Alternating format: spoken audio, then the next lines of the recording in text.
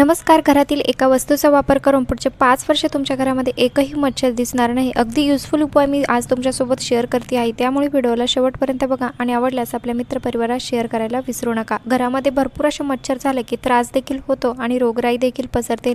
सध्या उन्हाळा चालू आहे आणि उन्हाळ्यामध्ये आपण छोटे कपडे घालतो. लहान मुलांना भरपूर असा त्रास होतो.